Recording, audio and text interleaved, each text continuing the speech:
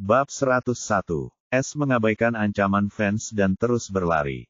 Ia takut fans akan menyerangnya dengan semacam keterampilan sambil bergerak dan sangat waspada karenanya dan siap menghindar kapan saja. Namun setelah 2 jam, kecuali dari waktu ke waktu mengancam dan mengumpat, tidak ada hal lain yang datang dari lelaki tua itu dan S merasa sangat aneh tentang hal itu. Apakah orang ini terbelakang? Lihat. Reaksi S sangatlah wajar karena ia sudah bisa mengeluarkan beberapa jurus sekaligus sejak awal kultivasinya dan tidak pernah bertarung dengan orang yang lebih kuat darinya atau melihat orang yang menggunakan 2 jurus atau lebih di saat yang bersamaan. Akan tetapi sekarang dia akhirnya bertemu dengan lawan yang tadinya hampir kebal untuk dilawan, namun lawan yang tak terkalahkan itu tidak menggunakan apa-apa dan hanya mengejarnya sambil menggunakan ki-nya. S tidak dapat menahan diri untuk bertanya, apakah ada semacam batasan baginya untuk menggunakan lebih dari satu keterampilan? Dia tidak tahu apakah tebakannya benar atau tidak, tetapi tidak ingin mengujinya dan terus berlari. Namun jika memang demikian, maka itu adalah kabar baik baginya. Wajah fans sehitam arang karena, bahkan setelah 2 jam, S tidak melambat sedikit pun. Ini membuatnya sangat terkejut. Apa rahasianya? Tanyanya. Dia memperhatikan hal-hal lain selain Blood Rose dan hal ini menimbulkan keserakahan yang kuat di dalam hatinya. Jika dia bisa menangkap S hidup-hidup, semua rahasia tentang S akan menjadi miliknya, termasuk Blood Rose. 6 jam lagi berlalu dan permainan kucing dan tikus berlanjut. S kini yakin bahwa benar-benar ada semacam batasan dalam menggunakan skill, dan ini membuatnya cukup lega. Ia penasaran untuk mencari tahu apa sebenarnya batasan ini, tetapi tidak cukup marah untuk bertanya kepada orang yang mengejarnya seperti anjing gila. S harus mengakui bahwa seorang kultivator alam sungai Ki tidak bisa diremehkan karena dia akhirnya merasakan beban pada tubuhnya dengan menggunakan langkah-langkah kilat selama 8 jam berturut-turut sementara lelaki tua itu tampaknya hanya menggunakan Ki murni untuk mengimbanginya. Ini juga berarti fans tidak tahu keterampilan bergerak atau S mungkin sudah tertangkap sejak lama. Meskipun demikian, fans tidak tampak lelah, kecuali wajahnya yang hampir tampak seperti orang gila. Keterkejutan fans berubah menjadi penghinaan karena bahkan setelah 8 jam, ia tidak dapat mengejar pencuri yang lebih lemah darinya. Jika ini menyebar ke wilayah tengah, reputasinya akan langsung hancur, dan ia akan menjadi legenda yang menggelikan. Tapi apa yang bisa dilakukannya? Pencuri itu sungguh aneh. Sekarang dia akhirnya mengerti mengapa bajingan licik itu mencuri cincin penyimpanannya karena, tanpa itu, dia tidak dapat memulihkan ki-nya yang terkuras atau menggunakan harta atau pil-nya. Hal ini benar-benar membuatnya marah, tetapi dia tidak panik karena S sedang bergerak ke arah perbatasan perubahan langit, dan begitu dia mencapainya, dia tidak akan bisa lari kemanapun lagi. Fans bukanlah orang bodoh, untuk memberitahu S tentang kebenaran perbatasan itu, atau dia mungkin akan mengubah arah dan berlari lebih cepat darinya, jadi dia mengendalikan emosinya dan mengejarnya dengan sabar. Dia masih bisa mengejarnya selama 6 hari berturut-turut seperti ini, apalagi selama 10 jam, jika S masih bisa mengimbanginya. Fans masih berharap bisa mencegat S sebelum mencapai perbatasan karena dia tidak yakin apakah kekuatan mengerikan di balik Layla akan mengawasi tempat itu atau tidak.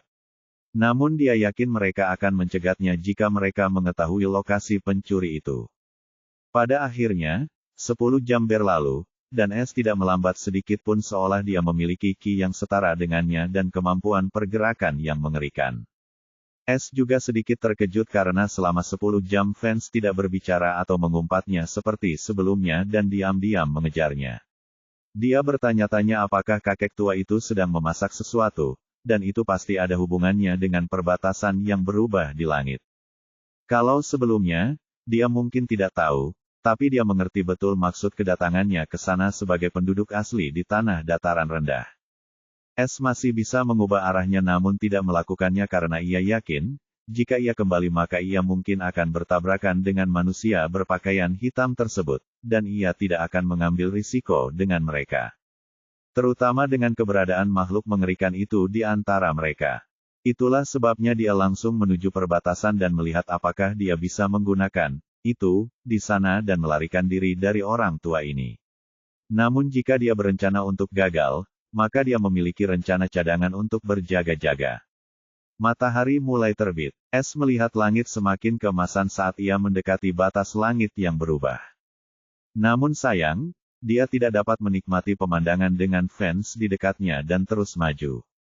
Fans juga melihat perubahan di langit dan mendesah berat saat ekspresinya berubah serius saat dia melihat ke sekelilingnya dengan waspada untuk melihat kalau-kalau ada pria berpakaian hitam di sekitar. S juga merasakan kegugupan fans dan bingung karenanya, tetapi dia tidak dapat menemukan jawabannya tidak peduli seberapa banyak dia berpikir dan tetap fokus pada bisnis saat ini. Pada saat ini, fans akhirnya memecah keheningan. Pencuri kecil, kau tidak bisa melarikan diri dari sini dan hanya akan menemui ajalmu jika kau terus bergerak.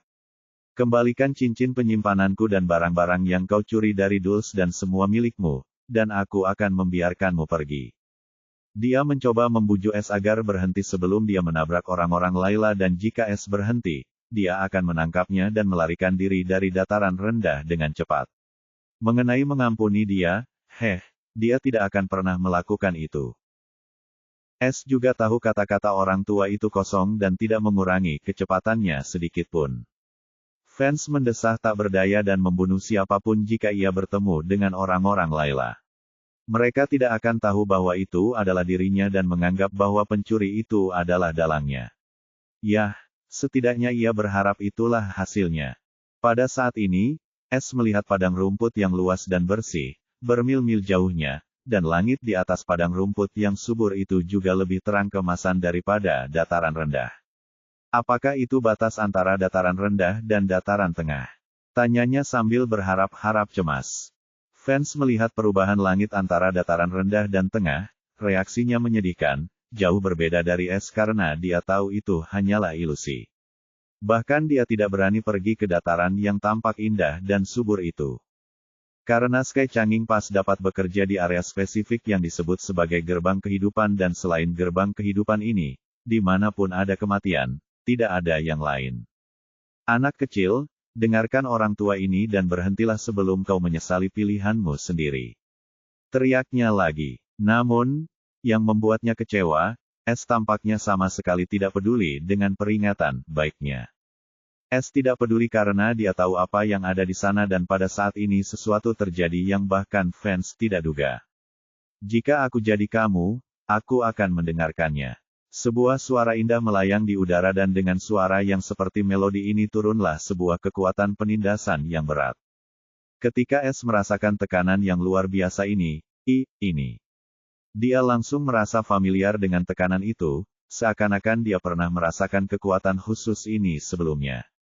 Pakar misterius itu. S akhirnya ingat dan moralnya mencapai titik terendah saat kulitnya menjadi pucat karena dia akhirnya ingat di mana dia merasakan kekuatan yang mengerikan itu sebelumnya.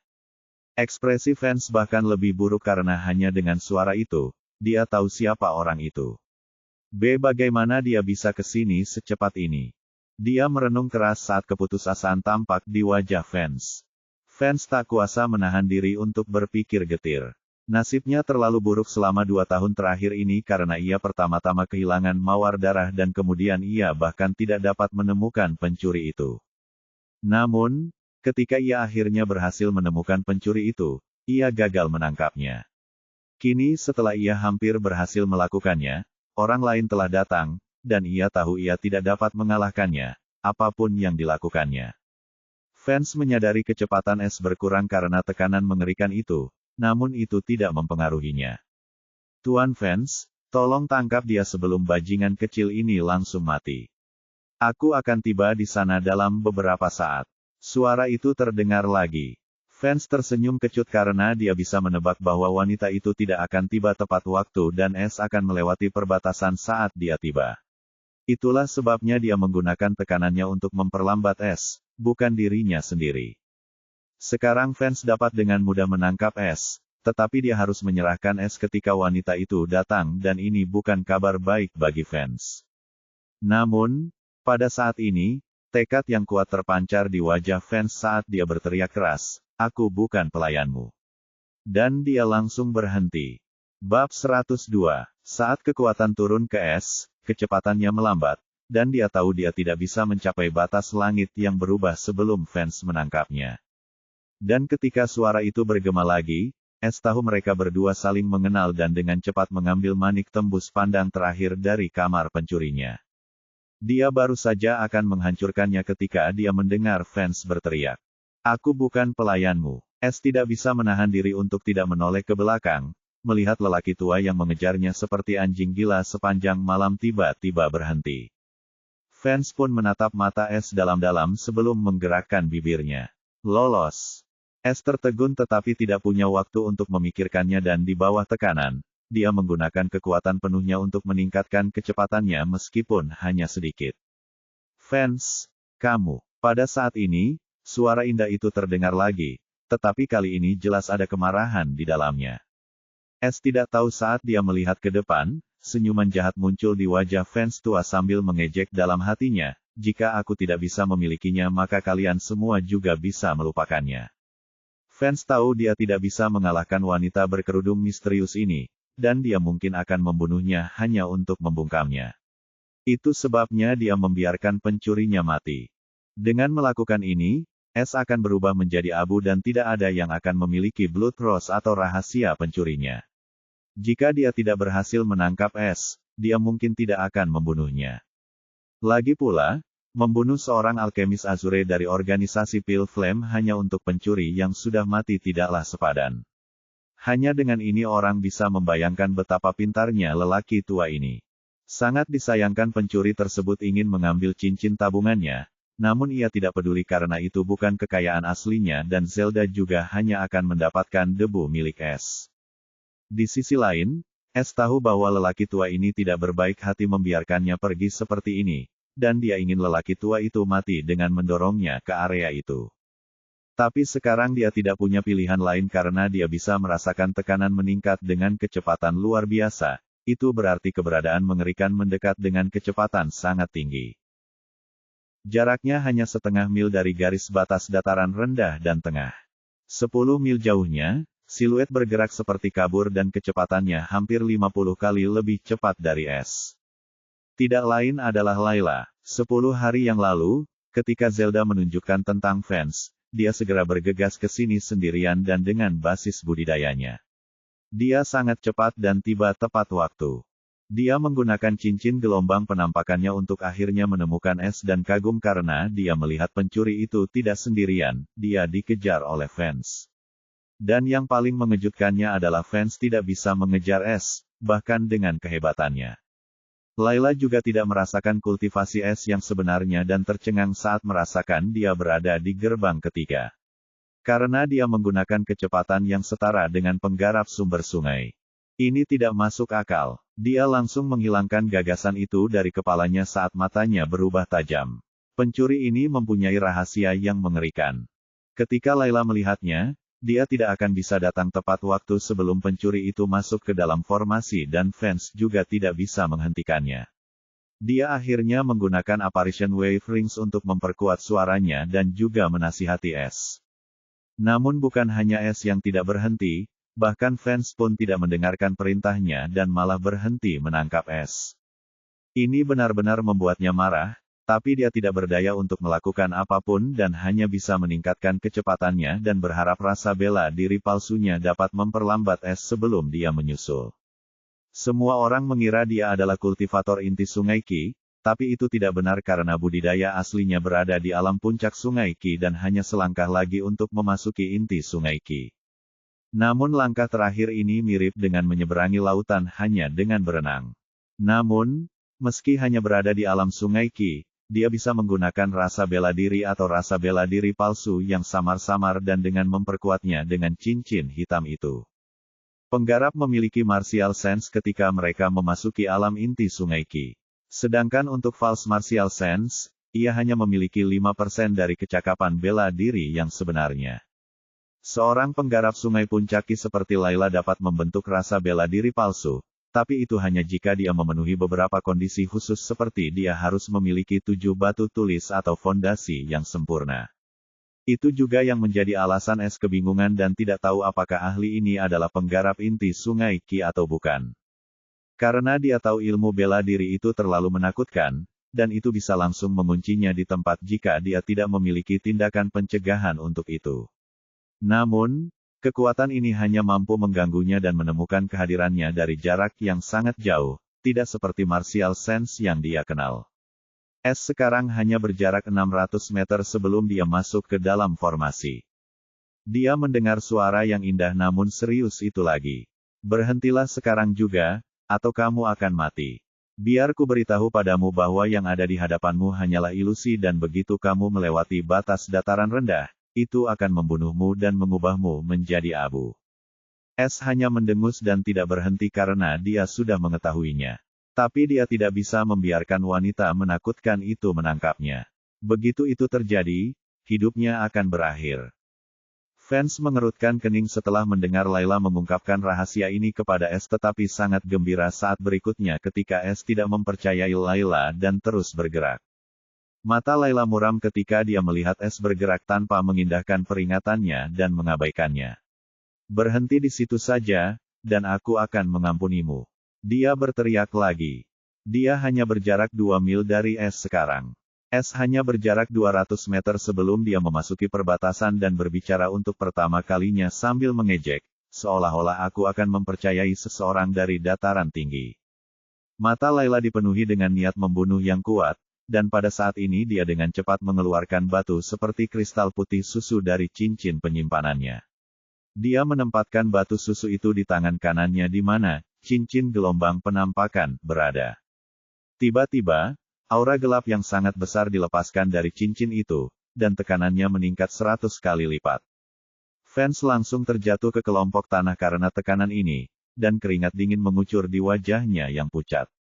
Layla baru saja menggunakan batu ki tingkat puncak. Batu ki memiliki banyak fungsi, dan salah satunya adalah untuk meningkatkan kekuatan harta karun rune khusus. Dan cincin Layla adalah salah satu harta karun itu. Batu puncak ki ini cukup langka, dan itulah sebabnya hati Layla meneteskan darah saat dia menggunakannya pada pencuri kecil. Namun yang membuatnya kecewa, ia melihat kecepatan S hanya berkurang sedikit dan selain itu S masih bergerak tanpa kesulitan. Dia dengan bingung melihat cincin itu dan tidak bisa berpikir apakah cincin itu rusak. Namun, fans terbaring di kelompoknya, terengah-engah, ini berarti cincin itu berfungsi dengan baik. Tapi S tidak terpengaruh oleh mereka karena suatu alasan. S merasakan peningkatan kekuatan yang sangat besar tetapi hanya mencibir karena tekanan ini tidak ada apa-apanya dibandingkan hukuman surgawi. Ini menurunkan kecepatannya, tapi tidak mampu menghentikan langkahnya. Dia hanya berjarak 50 meter sekarang dan Layla mulai panik untuk pertama kalinya karena pencuri itu terlalu aneh dan sepertinya tidak ada yang mengganggunya. Berhenti sekarang juga dan kita bisa bernegosiasi. Suara Layla dipenuhi dengan kepahitan. S terus berlari seolah tak mendengar suara lembut Layla. Saat ini, S hanya berjarak 10 meter dari perbatasan.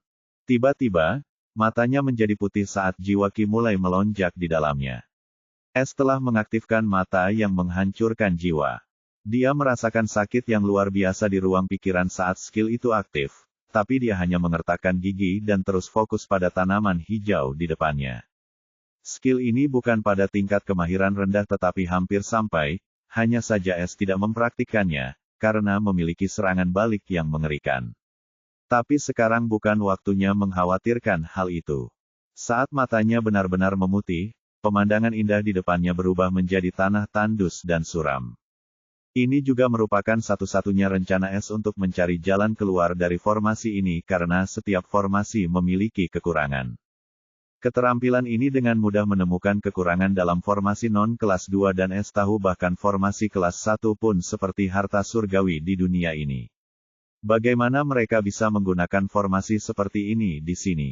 Namun yang mengejutkannya adalah adanya penghalang cahaya besar seperti langit antara perbatasan dataran rendah dan tengah. Bagaimana mungkin dia bisa menemukan kelemahan pada penghalang sebesar itu? Bab 103. Ini pertama kalinya S melihat formasi sebesar itu. Meski begitu, dia senang karena kini dia bisa melihat di mana formasi itu berada dengan kemampuan mata barunya. Wanita itu semakin dekat. Aku harus cepat. S menuangkan lebih banyak ki jiwa surgawi ke matanya dan penghalang formasi menjadi lebih jelas, tetapi rasa sakit di jiwanya juga menjadi lebih hebat saat air mata berdarah mengalir dari matanya. Dia tahu dia tidak bisa bertahan lebih lama lagi sebelum keterampilan jiwanya berhenti bekerja. Akhirnya, S menemukan lubang gelap samar 50 meter ke kanan dan, tanpa ragu, berlari ke arah itu. Layla kini hanya berjarak 1 mil dari S ketika dia melihat S berhenti 10 meter dari formasi dan semangatnya segera terangkat dan mengandalkan bajingan itu yang akhirnya sadar. Di sisi lain, hati fans hancur karena jika ia menangkap S, Layla akan membunuhnya. Namun yang mengejutkan mereka, S bergerak lagi dan kali ini dia tidak terlihat berhenti. Layla mengerahkan seluruh basis kultivasinya dan memperpendek jarak dengan kecepatan luar biasa, namun pada akhirnya dia masih terlambat karena, pada saat ini, tangan S bersinar dalam rona emas saat simbol misterius muncul di kedua tangannya. Dengan tangan emas di depannya, S segera berbalik ke arah penghalang dan sedetik kemudian menghilang. Beberapa saat kemudian, Layla berhenti di tempat S menghilang dengan tatapan penuh ketidakpastian dan kekalahan karena apa yang dilakukan S pada akhirnya benar-benar di luar pemahamannya. Dia tidak berubah menjadi abu dan menghilang begitu saja, itu aneh. Pemandangan indah masih ada, namun tidak ada jejak S yang tersisa meski dengan naluri pertahanan palsunya. Layla tidak menemukan jejaknya. Layla menatap ilusi itu dengan muram dan tahu bahwa pencurinya kemungkinan besar sudah mati, dan dia bahkan tidak bisa mengambil tubuhnya. Di tengah panasnya momen, dia bahkan tidak terlalu memikirkan tangan emas itu dan menatap dengan mata dingin ke arah fans yang tertegun melihat tempat S menghilang. Fans langsung menggigil saat menyadari tatapan dingin itu dan tahu dia akan mengalaminya sekarang. Tanda hubung tanda hubung tanda hubung tanda hubung. Saat S mengetahui kekurangannya, dia langsung bergegas ke sana sambil menggunakan jutsu kelima membuka harta karun dengan tangannya sambil berdoa, formasi ini bukanlah formasi tingkat pertama. Kunci robek. Saat dia mengaktifkan bentuk kelima, kedua tangannya menjadi emas ketika simbol kuno seperti kunci muncul di jari-jarinya dan di tengah telapak tangannya. Sambil menggertakkan giginya, dia akhirnya menyentuh penghalang dan langsung merasa senang ketika air mata muncul di penghalang, dan dia segera masuk tanpa ragu-ragu. Penghalang formasi ini bukanlah formasi tingkat, tetapi hanya penghalang formasi tingkat semu yang bahkan tidak dapat dilintasi oleh budidaya alam jiwa Ki. Namun S memiliki dua keterampilan penting untuk melewati penghalang formasi yang menakutkan ini, dan ini memberinya keunggulan yang dia perlukan untuk memasuki formasi. Setelah S masuk, air mata langsung menutup dan S merasakan tekanan wanita itu akhirnya terangkat, namun ia tidak berani gegabah karena ia tahu bahwa ia baru masuk melalui pintu depan dan masih telah melewati seluruh formasi. Tapi pertama-tama, dia perlu istirahat karena dia terlalu sering menggunakan mata yang menghancurkan jiwa dan sekarang matanya berdarah karena rasa sakit yang hebat di jiwa aslinya hampir membunuhnya. Dia melepas topeng dua wajah itu. Wajah aslinya dicat merah, dan matanya hampir lesu. Ini baru permulaan, dan aku perlu menggunakan mata yang menghancurkan jiwa untuk menemukan jalan keluar dari tempat aneh ini. S berpikir dengan getir sambil melihat sekeliling. Tidak ada apapun selain kegelapan dan bau lama memenuhi udara dan keheningan yang menakutkan. Seolah-olah belum pernah ada orang yang menginjakkan kaki di tempat ini selama ribuan tahun. Sebelum skill matanya dinonaktifkan, S secara samar-samar melihat area kosong itu dipenuhi pola misterius dan tidak berani berjalan sembarangan. S tidak tahu kenapa, tapi dia merasakan ada sesuatu yang sangat menyeramkan di tempat ini yang membuatnya merinding. Dia menenangkan jantungnya yang berdebar kencang dan fokus pada pemulihan jiwanya. Sekarang dia berada di dalam penghalang, tidak ada yang akan mengejarnya, bahkan wanita menakutkan itu pun tidak. Ini memberinya kelegaan saat dia menutup matanya untuk pulih. Di luar penghalang formasi perbatasan. 2 hari telah berlalu sejak kematian, pencuri itu dan semua kekuatan Layla termasuk Zelda telah datang ke sini. Mereka semua berkemah 1 mil jauhnya dari posisi S memasuki perbatasan yang mengubah langit. Saat ini, di dalam kamp mewah, suasananya sangat menyedihkan. Mata Layla dipenuhi dengan niat membunuh saat dia melihat pria berdarah di depannya. Itu tidak lain adalah Vance Golden. Pada saat ini, dia tidak terlihat seperti dirinya yang dulu sebagai ilmuwan. Wajahnya diremukkan cukup parah. Terlihat jelas Layla tidak menahan diri saat merawatnya. Tapi dia tidak berani membunuhnya karena seperti prediksi fans, sekarang pencurinya sudah pergi, dia tidak akan memprovokasi organisasi Pale Flame dengan mudah. Sebelum dia bisa menunjukkan organisasinya, Blood Rose dan fans yang mati akan dilupakan, tapi tidak sekarang. Dia telah menggunakan cukup banyak sumber daya untuk mencari pencuri itu dan pada akhirnya hanya mendapatkan debunya. Dan sekarang, dengan membunuh fans, dia tidak mampu membayar uang tebusan seorang alkemis biru kepada organisasi. Itu sebabnya dia masih hidup dan hanya menerima pukulan, sebagian. Mata Zelda juga menunjukkan keganasan saat dia berkata dengan marah, "Bibi, apa yang ingin kamu lakukan dengan lelaki tua ini?" Layla menarik napas dalam-dalam sambil menenangkan niatnya untuk membunuh fans sebelum berbicara. "Apa yang bisa kita lakukan? Sembuhkan saja dia dan biarkan dia pergi." Ada sedikit rasa frustrasi dan ketidakberdayaan dalam suaranya yang manis. Zelda hampir meledak mendengar bibinya, tapi dia tahu mereka benar-benar tidak mampu menyinggung organisasi saat ini. Shadowfinder, yang juga berada di kamp serta 9 ahli alam sungai ki lainnya yang berpakaian seperti dia, berbicara pada saat ini. "Nyonya ke-6, bolehkah saya berbicara dengan Tuan Emas terlebih dahulu sebelum kita membebaskannya?" Mata semua orang tertuju padanya. Layla menyipitkan matanya saat dia berkata, "Boleh." Shadowfinder berjalan menuju fans dengan tatapan penasaran semua orang dan bertanya dengan dingin, "Tuan Emas, bagaimana kamu bisa kehilangan cincin penyimpananmu? Dan apakah tanda seperti burung itu muncul setelah pencuri itu mencuri cincin itu?" Mata fans berkilat kebencian, mendengar perkataan Shadowfinder yang menusuk hatinya seperti pisau tajam. Fans tidak membenci Layla karena dia tidak mampu. Pertama, dia tidak tahu siapa orang-orang ini dan hanya tahu tentang api hijau yang terkenal ini, dan bahkan dia dikelilingi kabut misteri. Kedua, dia tidak bisa membalas dendam pada mereka. Jadi, dia senang sekali mereka membiarkannya hidup dan hanya membenci pencuri mati itu. Fans berkata dengan lemah, "Aku tidak tahu bagaimana dia melakukannya dan ya, tanda burung ini muncul setelah cincin penyimpananku dicuri." Ngomong-ngomong, dia tidak menanyakan tentang tiket pengubah langit karena Shadowfinder tahu kamu tidak bisa menyimpan tiket pengubah langit di ring penyimpanan karena alasan tertentu dan itulah mengapa semua orang membawanya dengan cara lama. Menarik. Tiba-tiba sebuah belati muncul di tangan pencari bayangan saat dia memotong jari fans dengan tanda burung hitam yang aneh itu. "Ahaha, kakao." Fans menangis kesakitan sambil menatap mata dingin Shadowfinder dengan penuh kebencian. Semua orang di kamp kagum karena mereka tahu orang ini tidak akan pernah melakukan hal yang tidak berarti dan dengan penuh rasa ingin tahu mengamati jari yang terpotong rapi di tanah. Shadowfinder tidak terganggu oleh tatapan mata fans yang menjijikkan saat dia mengeluarkan pil hijau dengan lingkaran ungu di atasnya. "Makanlah dan lukamu akan sembuh, termasuk jarimu yang teriris," ucapnya dingin sambil memberikan pil itu pada fans. Fans tercengang karena pil di tangan Shadowfinder itu adalah pil pemulihan tingkat ungu. Dia sendiri adalah seorang alkemis dan tahu bahwa lingkaran ungu hanya muncul setelah seorang alkemis tingkat ungu menciptakan pil tingkat ungu.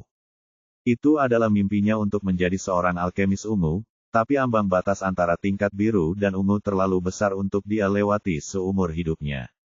Fans tidak menolak pil itu dan langsung menelannya.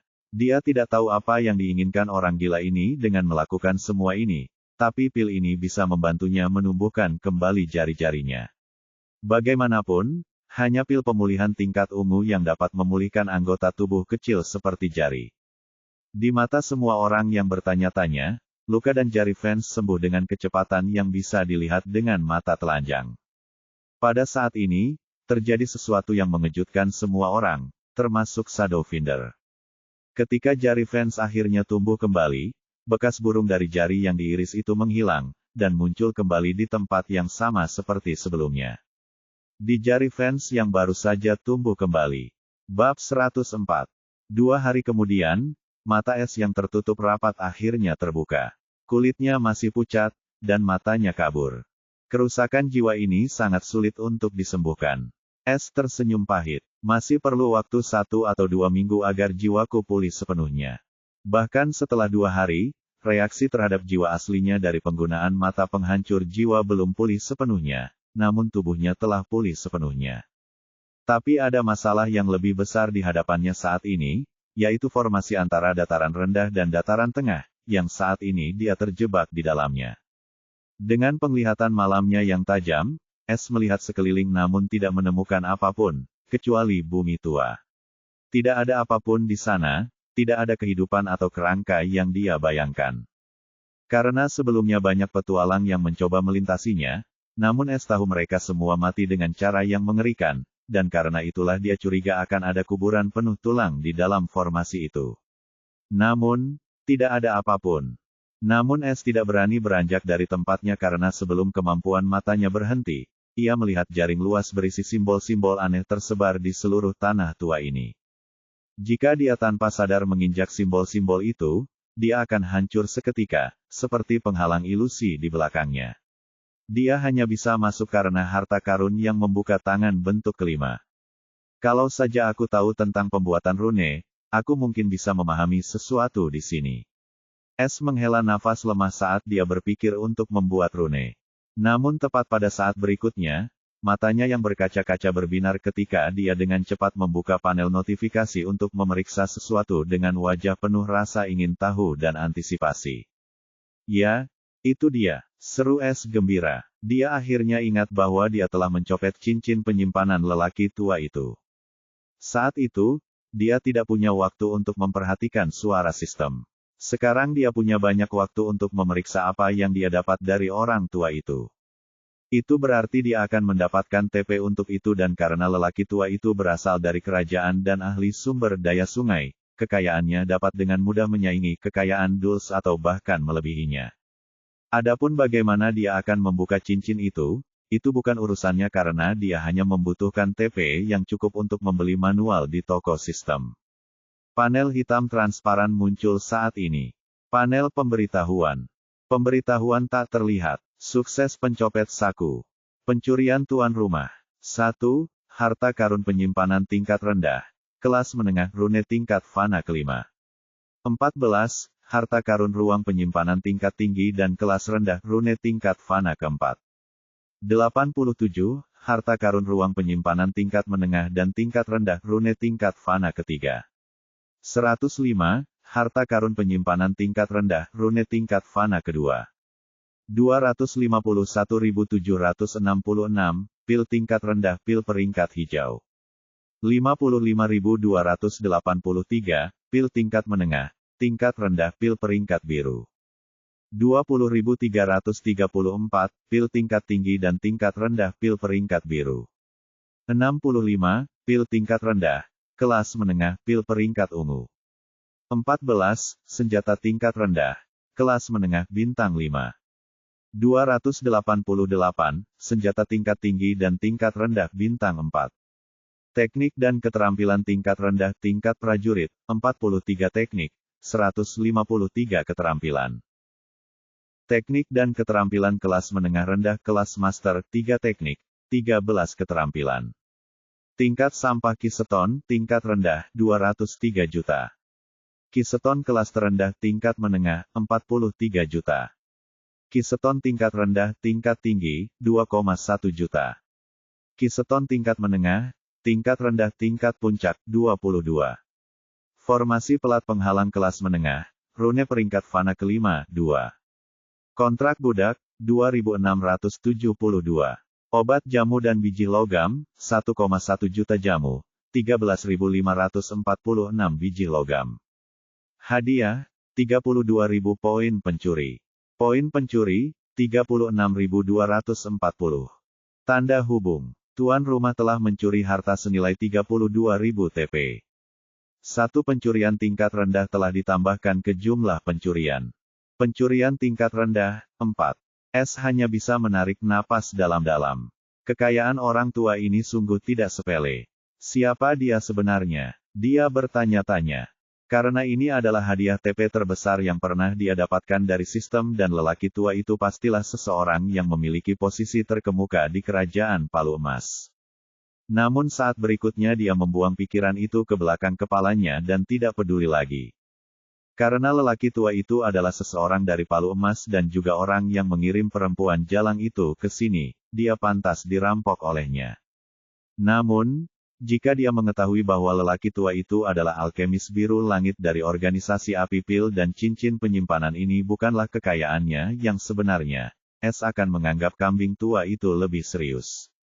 Tapi S bahkan tidak tahu tentang organisasi itu, apalagi apa arti kekayaan sebenarnya dari seorang Azure alkemis.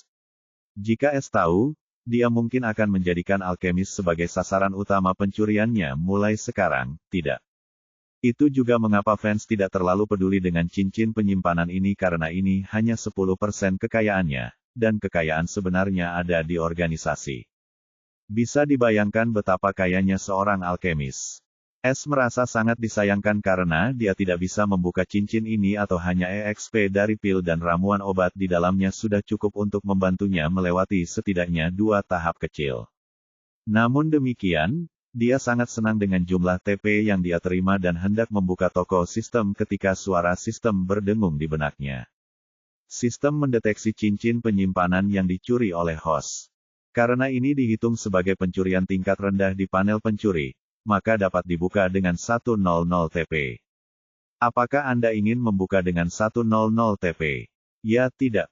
S tertegun, dia tidak berani mempercayai apa yang baru saja dia dengar dan dengan cepat melihat panel hitam transparan di depannya. Ketika dia membaca 3 kali, dia akhirnya percaya bahwa dia sekarang dapat membuka cincin penyimpanan tanpa membunuh pemiliknya. Sistem, apakah ini juga fungsi dari panel pencuri? Dia harus memastikannya. Ya, hahaha, lumayan. S memuji sistemnya untuk pertama kalinya setelah sekian lama. Buka dan pindahkan semua yang ada di ruang pencuriku. Urutkan dengan rapi, sesuai dengan bagian harta unik yang kubuat. 100 TP dikurangi. Cincin penyimpanan sekarang dibuka. Sistem juga telah mengurutkan semua yang ada di ruang pencuri sesuai dengan perintah host. S dengan cepat mengamati ruang si pencuri dan melihat harta karun berkilauan tersusun secara sistematis di dalamnya. Yang paling menarik perhatian mereka semua adalah harta karun besar kota bercahaya dan gunung batu ki yang mempesona. Dia bahkan tidak menginjakkan kaki di tanah kerajaan, namun kekayaannya saja bisa menyaingi kerajaan kelas 2 manapun. Mata S berbinar-binar saat dia melihat segunung kecil pil berkilauan serta tanaman obat. Dia ingin segera mengubahnya menjadi EXP, tetapi pertama-tama, dia melakukan apa yang akan dia lakukan sebelum sistem tiba-tiba mengalami gangguan. Sistem, aku ingin membeli Heavenly Rune Crafter, Foundational Manual, dan 1 Random Teleportation Life Coin. S mentransmisikan sambil berpikir.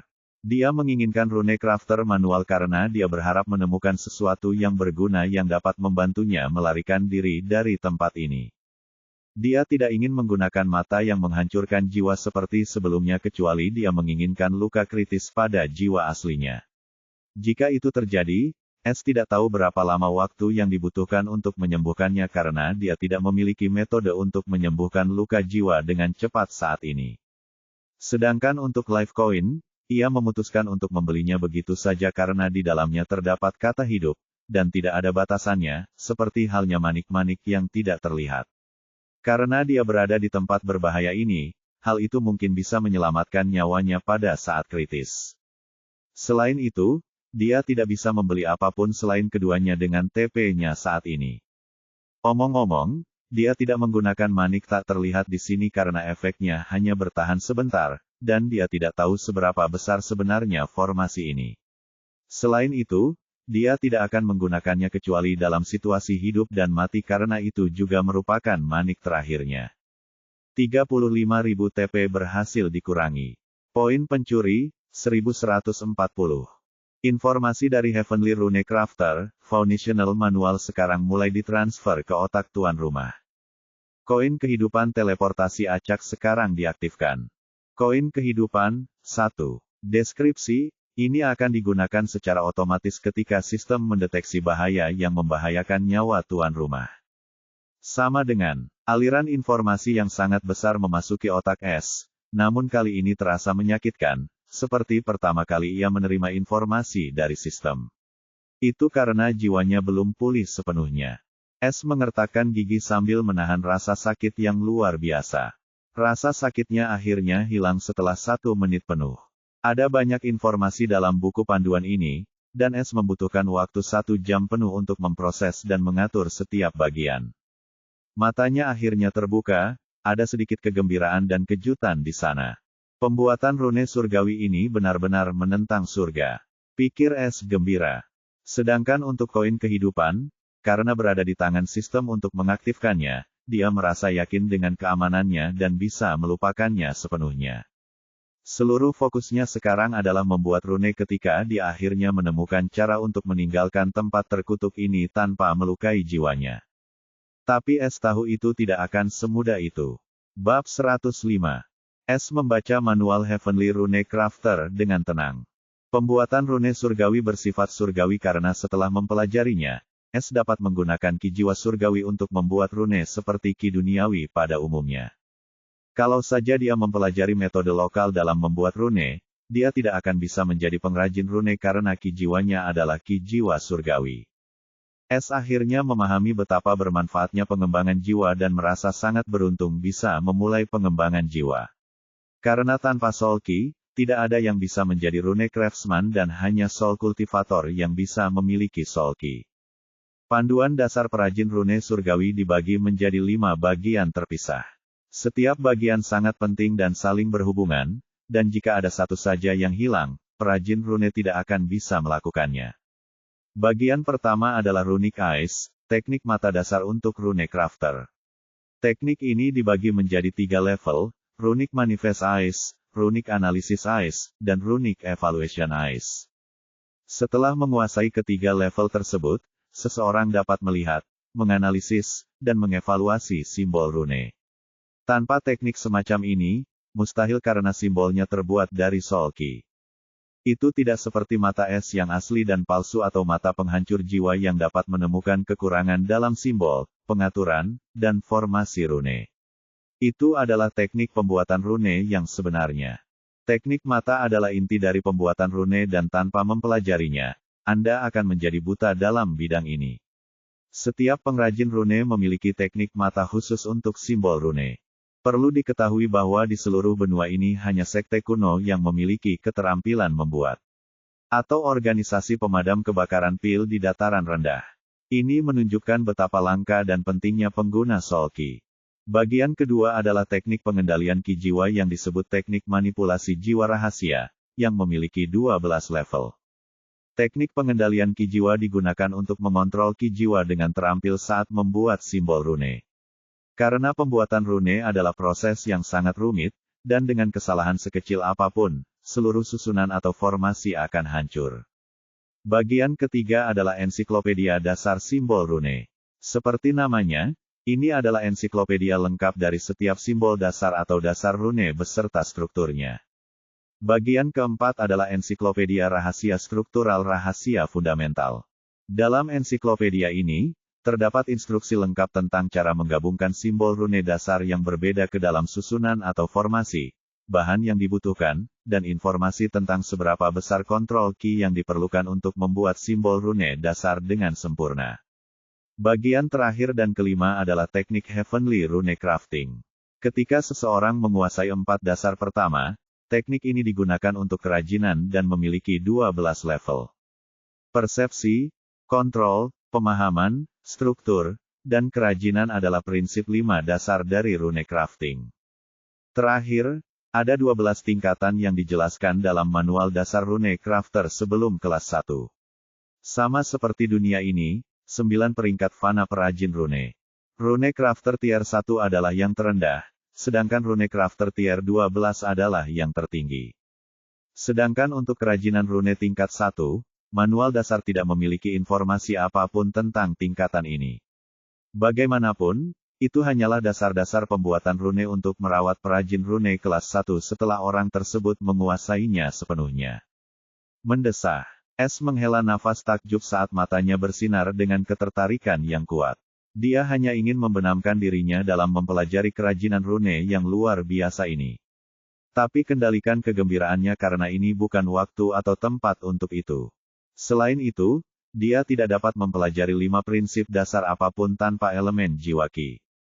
Ini benar-benar membuatnya frustasi tetapi tidak mematahkan semangatnya dan bertanya, sistem, jika kultivasi saya maju, apakah saya dapat menggunakan Qi jiwa surgawi seperti pemeriksaan jiwa? Dia ingin mendengar ya karena jika dia tidak bisa, maka mata yang menghancurkan jiwa adalah satu-satunya pilihannya. Tidak, Qi jiwa surgawi dari elemen terlalu berat untuk ditangani oleh tubuh inang. Es tersenyum pahit sambil berkata setelah menahan kekecewaannya, berapa banyak EXP yang akan aku dapatkan setelah mengkonversi setiap pil dan ramuan di ruang pencuriku? Sistem punya saran. Es menyipitkan matanya karena ini bukanlah suara tanpa emosi dari sistem. Saran apa? Simpan ramuan obat yang digunakan dalam pembuatan rune surgawi. Es tertegun sambil menelan ludahnya karena dia tidak tahu tentang aspek pembuatan rune ini karena dia tidak bisa membuka satu pun ensiklopedia. Sistem, gunakan saja pilnya dalam perhitungan. Es segera mengubah perintahnya. Memulai penghitungan. Semua pil di ruang pencuri dapat diubah menjadi 30 juta EXP. Apakah Anda ingin melanjutkan konversi? Senyum tersungging di wajah Es, lanjutkan. Dia segera ingin meningkatkan kultivasinya karena, dengan melakukan itu, dia dapat menggunakan mata yang menghancurkan jiwa dengan lebih mudah. Setidaknya itulah yang dia pikirkan. Konversi selesai. 30 juta EXP telah ditambahkan ke status tuan rumah. Selamat kepada tuan rumah karena telah mencapai tahap tinggi gedung Yayasan Surgawi. Status tuan rumah telah diperbarui. Es segera menutup matanya karena, seperti terakhir kali, banjir besar Qi surgawi meledak dari kehampaan yang gelap dan Qi surgawi mengedarkan meridian gelapnya. Namun kali ini, perputaran Qi surgawi tidak hanya berhenti pada angka 9, tetapi Qi tersebut beredar 99 kali sebelum memasuki kehampaan gelap lagi dan berubah menjadi Hadqi. Hadqi memasuki 9 papan fondasi gelap yang mengelilingi kehampaan gelap. Lapisan gelap itu mulai meluas lagi dengan cepat. Ketika Hadqi diserap, mereka berkembang hingga 900%. Sekarang luasnya 900 meter persegi. Pelat pondasi yang gelap gulita itu sekarang tampak seperti tanah yang luas dan gelap. Kali ini benar-benar lompatan yang luar biasa. Es membuka matanya, dan rasa kusam di matanya telah berkurang setelah terobosannya. Dia tersenyum gembira, saya merasa jauh lebih baik sekarang. Dia melihat ke kolom budidaya bela diri karena dia bingung mengapa EXP sebanyak ini hanya membantunya mencapai tahap tinggi gedung Yayasan Surgawi, bukan puncak. Kultivasi bela diri, pembangunan fondasi surgawi, tahap tinggi. EXP, 29,95 juta, 50 juta. Es menghela nafas keheranan karena jika mengingatnya dengan benar dari stage mid hingga high, dia hanya membutuhkan 1 juta EXP. Namun sekarang dia membutuhkan 50 juta untuk mencapai tahap puncak dari Yayasan Surgawi. Saat ini, suara sistem terdengar lagi. Kekuatan 15% probing jiwa telah dibuka segelnya. Tuan rumah sekarang dapat menyelidiki jiwa penggarap bangunan Yayasan Qi tahap tengah dan batas waktu penyelidikan jiwa juga meningkat menjadi 2 jam sehari. Elemen cahaya Qi, marsial dan soul telah dibuka. Elemen cahaya Qi, kemampuan untuk secara bebas menggunakan Qi elemen cahaya duniawi baik tipe bela diri maupun jiwa. Batasan, host hanya dapat menggunakan Qi, marsial atau soul, jenis apapun selama 24 jam dan harus berhenti selama 48 jam. Apa? Es berteriak keras saat dia bingung setelah mendengar tentang Light Qi. Ini adalah hadiah yang sama yang dia dapatkan karena menyerap bola elemen cahaya. Tapi tidak pernah menggunakannya atau tidak tahu caranya. Namun, sekarang sistem telah membukanya sendiri dan ini merupakan keuntungan besar baginya karena dia dapat menggunakan elemen Qi jiwa dan raga secara bersamaan di alam landasan surgawi. Bahkan dengan batasan penggunaan 1 hari dan interval 2 hari, itu sudah cukup baginya untuk melakukan banyak hal dalam 24 jam, karena dia sekarang dapat mempelajari kerajinan rune. Dia tahu itu bukan elemen surgawi Qi tapi tetap saja, itu adalah elemen Qi, dan tertulis dalam instruksi manual bahwa Es dapat menggunakan semua jenis elemen soul Qi selama dia memilikinya saat membuat rune. Hal ini akan mengurangi efek simbol rune yang dibuat sebesar 50% dan simbol tersebut akan menjadi tidak sempurna dibandingkan dengan simbol rune yang dibuat oleh ki jiwa surgawi yang dapat menjadi simbol rune yang sempurna. Namun, S tidak peduli selama dia hanya bisa mempelajari teknik mata tingkat pertama. Setidaknya dia bisa melihat simbol rune tersembunyi di tempat yang tampaknya tandus ini. S harus menunggu sebelum menggunakan Light Key karena jiwanya sedang tidak dalam kondisi optimal. Namun, S tidak menyadari saat ini, di tempat yang sunyi dan gelap ini, ada sesuatu yang mengawasinya dengan penuh minat. Di kedalaman formasi batas langit rendah, suara serak kuno bergumam, bagaimana anak ini bisa membuat lubang di formasi ini? Sudah berapa tahun sejak saya melihat seseorang yang hidup memasuki tempat ini? Ada sedikit rasa ingin tahu dan kerinduan akan sesuatu dalam suara ini. Tapi anak ini sangat aneh. 2 hari yang lalu, dia jelas berada di level menengah dan jiwanya juga cukup lemah. Tapi, bagaimana dia bisa menembus level tinggi dengan luka jiwa? Tapi sayang, S sama sekali tidak mendengar atau merasakan kehadirannya dan untuk pertama kalinya, dia benar-benar berada dalam kegelapan. Bab 106. Seminggu penuh telah berlalu sejak S terjebak di dalam formasi perbatasan rendah yang mengubah langit. S hanya berkonsentrasi pada pemulihan jiwanya sepanjang waktu dan hari ini jiwanya telah pulih sepenuhnya. Berapa lama waktu telah berlalu? S membuka matanya yang berkilauan sambil bertanya-tanya. Dia tidak mengetahui aliran waktu di sini karena tidak ada konsep siang dan malam di dalam formasi dan selalu sunyi. Yah, tidak masalah karena aku terjebak di sini. S tersenyum pahit sambil bergumam, aku seharusnya bisa mempelajari bagian pertama dari manual perajin rune sekarang. Mata S berkilauan saat dia memikirkan bagian pertama, panduan dasar pengrajin rune mata rahasia. Ini adalah kuncinya untuk meninggalkan istana sialan ini. Mata rahasia tingkat pertama dapat membantu perajin reruntuhan untuk melihat simbol rune yang tidak mungkin dilihat dengan mata telanjang. Teknik semacam ini adalah yang paling dasar bagi setiap perajin rune. Sistem, bagaimana saya harus menggunakan Light Soul Key? S dengan cepat bertanya karena Ki ini bukanlah Ki surgawi alaminya, dan Ki duniawi biasa, dia tidak tahu bagaimana melanjutkannya. Sama dengan. Apakah tuan rumah ingin mengaktifkan elemen cahaya jiwa Ki? Ya tidak. Sama dengan. Yah. Ini berguna. S senang dengan cara mudah menggunakan ki duniawi ini dan tidak perlu mempelajarinya dari awal. Ya, aktifkan. Sama dengan. Elemen cahaya jiwa ki telah diaktifkan. Waktu tersisa, 23:59. Sama dengan. Oh, dengan pengatur waktu ini, aku tidak perlu selalu mengkhawatirkan batas waktu. Itu membuat S sangat gembira karena dia bisa memusatkan seluruh fokusnya pada Runic Eyes sekarang. Pada saat ini, S merasakan kesemutan di ruang pikirannya dan dengan cepat menggunakan akal sehatnya untuk melihat apa yang terjadi di dalam. Inti jiwa oranye dengan tenang mengambang di tengah ruang pikiran S sambil berputar perlahan, menyebarkan ki oranye berkabut di ruang pikiran. Tiba-tiba, inti jiwa kecil berwarna putih susu muncul di dalam inti jiwa oranye. Ukuran inti jiwa putih ini adalah 1/5 dari inti jiwa oranye. Inti putih ini perlahan melayang beberapa inci dari inti jiwa surgawi asli S sebelum menetap. Ketika inti jiwa berwarna putih susu berhenti, seolah-olah akhirnya berada pada posisi yang tepat, ia mulai berputar perlahan di sekitar inti jiwa jingga sambil bersinar putih, seperti bulan mengelilingi matahari.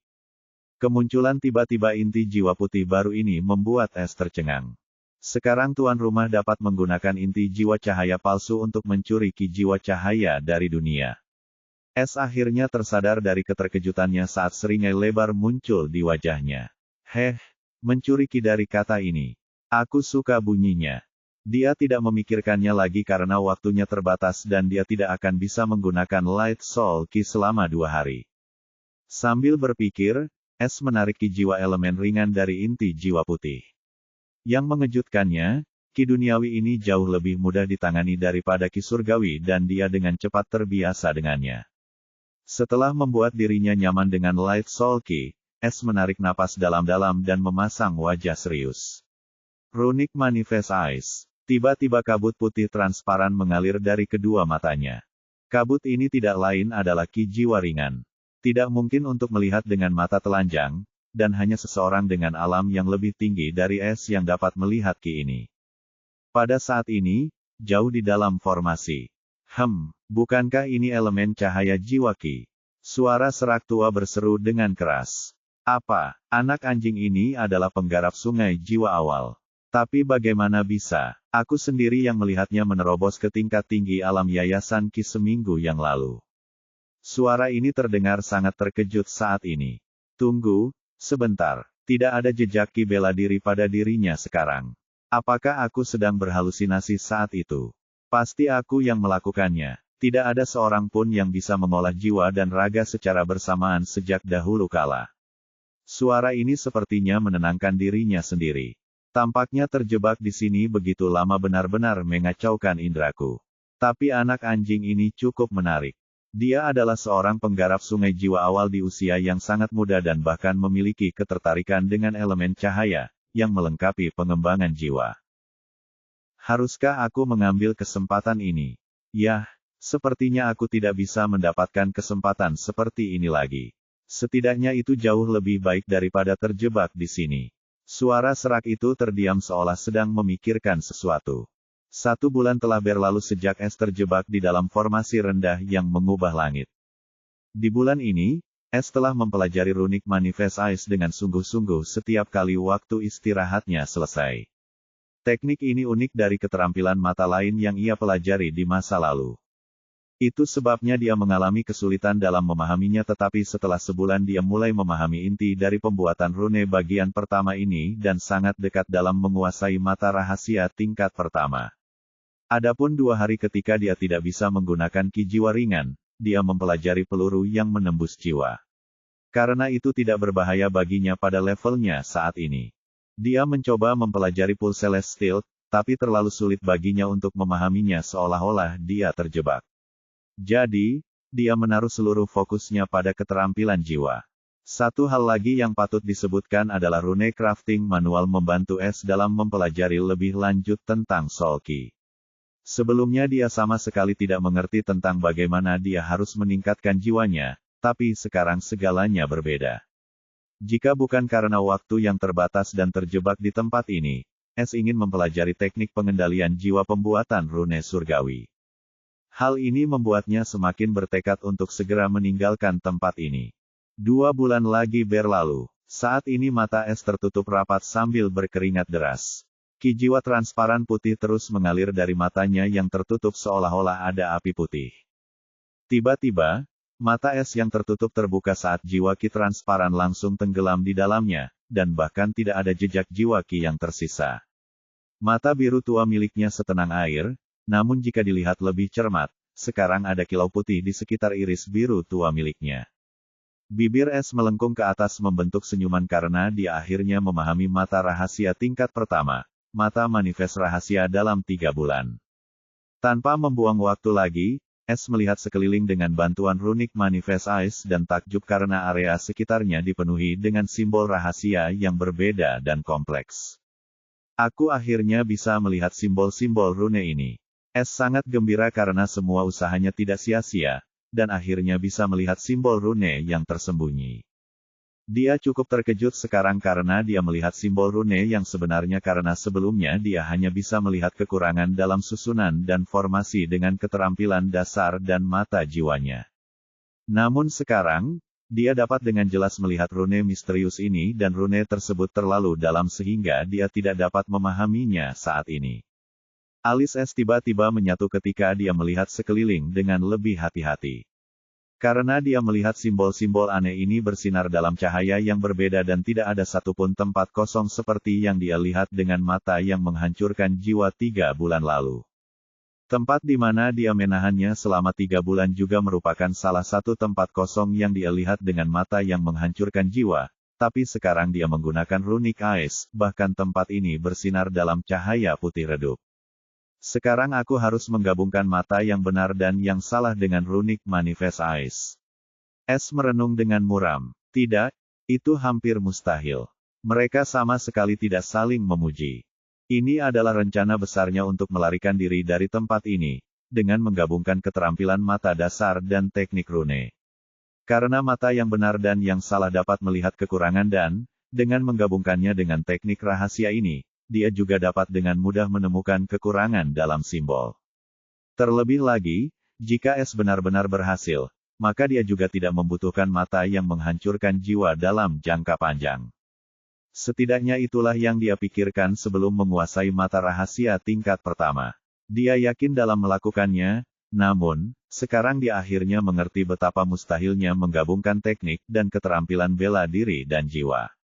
S berada dalam dilema besar ketika suara serak kuno melayang dalam keheningan ini dan memasuki telinganya. Bocah kecil, bakat jiwamu hampir setara dengan patriark ini. S hampir terlonjak ketakutan saat suara tiba-tiba itu terdengar di telinganya.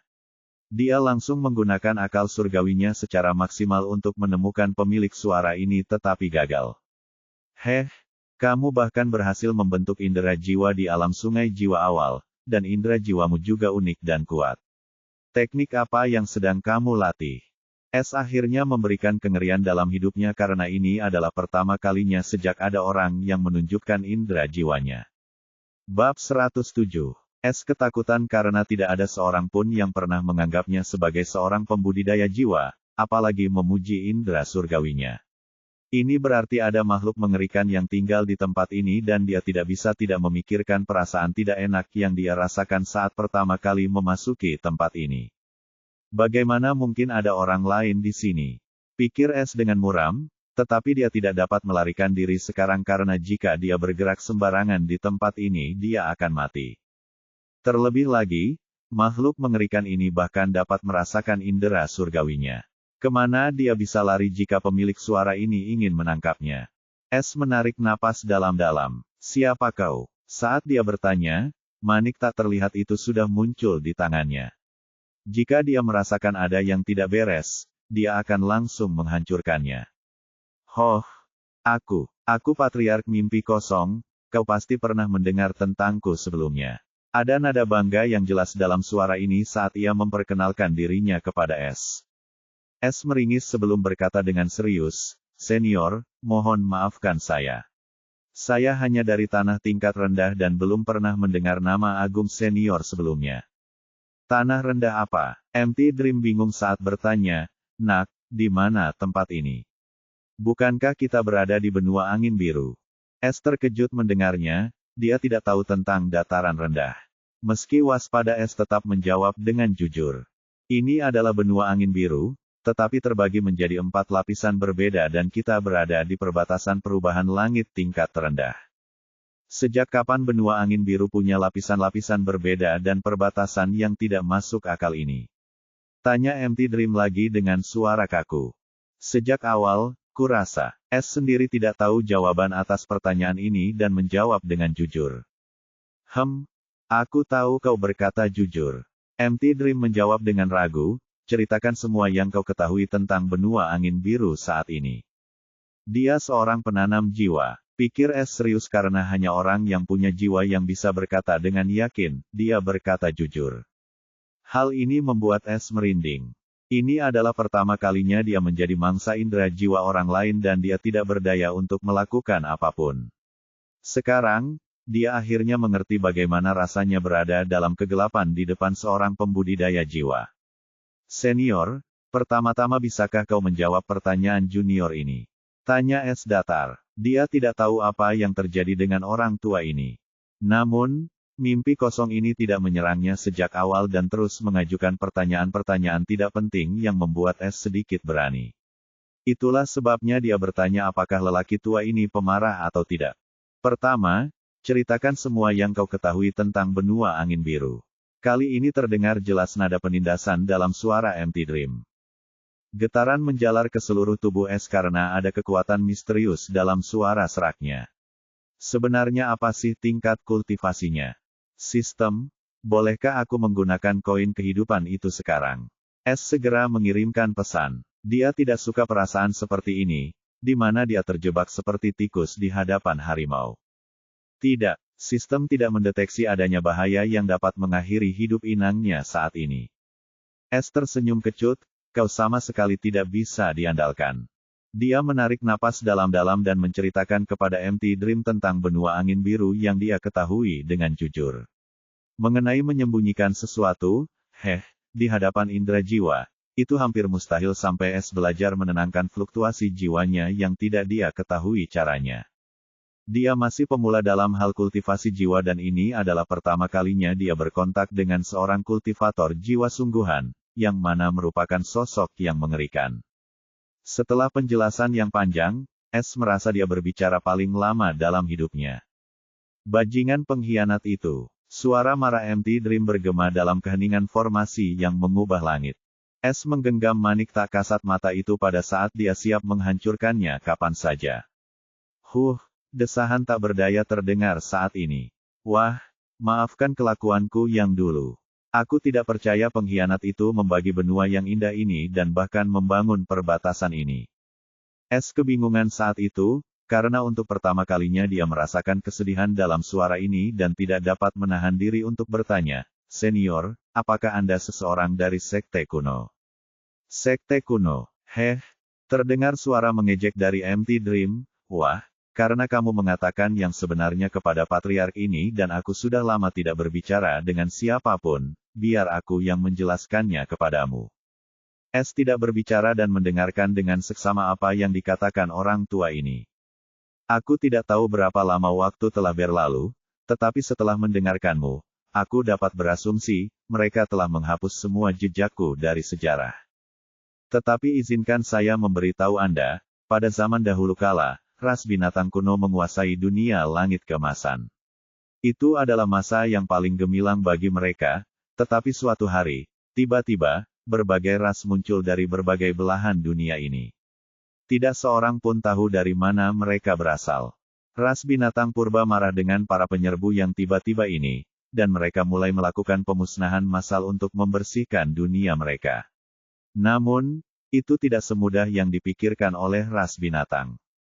Pada ras-ras yang baru muncul, ada 3 ras yang bahkan lebih kuat dari binatang purba. Mereka adalah iblis, setan, dan pemburu purba. Menghadapi amukan ras binatang dan jumlah mereka yang sangat besar, ras ketiga ini mengumpulkan semua makhluk yang tidak berhubungan dengan binatang purba dan mencetak untuk melawan binatang purba. Ini adalah perang pertama yang pernah terjadi di dunia ini. Perang ini disebut Perang Dingin Perlawanan. Perang besar ini berkecamuk selama hampir 200 tahun hingga akhirnya binatang purba itu menyadari bahwa dunia ini tidak dapat hidup sendirian lagi. Karena merekalah yang paling menderita di tangan ras-ras yang bersekutu ini, terutama iblis licik dan iblis keriting, dan ketika Anda menambahkan para pemburu licik ke dalam campuran ini menghasilkan kombinasi persahabatan yang mematikan. Itulah sebabnya Kaisar Binatang pada saat itu menerima semua ras dan Perang Dingin Perlawanan akhirnya berakhir setelah kematian jutaan orang. Namun hal tersebut bukanlah akhir dari pertikaian antar ras karena setelah peperangan dengan ras binatang berakhir, ras yang bersekutu tidak mempunyai tujuan lagi untuk melanjutkan persekutuannya, dan ras yang bersekutu tersebut pun berpisah. Tahukah kau bahwa 10 benua yang kita kenal saat ini dulunya hanya satu daratan besar? Mimpi kosong tidak menunggu jawaban S dan melanjutkan. Setelah perang, setiap ras membagi wilayah benua yang luas ini berdasarkan kehebatan ras mereka. Sederhananya, ras yang paling berkuasa akan memperoleh tanah terluas, sedangkan ras yang paling lemah tidak memperoleh apapun. Beberapa ras yang lemah dan berpikiran sederhana seperti Ogre, Golem, Cyclops, hanya tunduk pada ras yang kuat seperti iblis, setan, pemburu kuno, dan menjadi budak mereka. Di antara ras-ras lemah yang memilih jalan abadi demi bertahan hidup, ada juga manusia. Ada kesedihan yang mendalam dalam suara mimpi kosong saat ia berbicara tentang masa lalu umat manusia. S memasang ekspresi bingung di wajahnya karena apa yang didengarnya sungguh mengejutkan. Ia bahkan tidak pernah membayangkan bahwa ada sejarah seperti itu di dunianya. Terutama umat manusia, yang kini menjadi ras nomor 4 di dunia ini.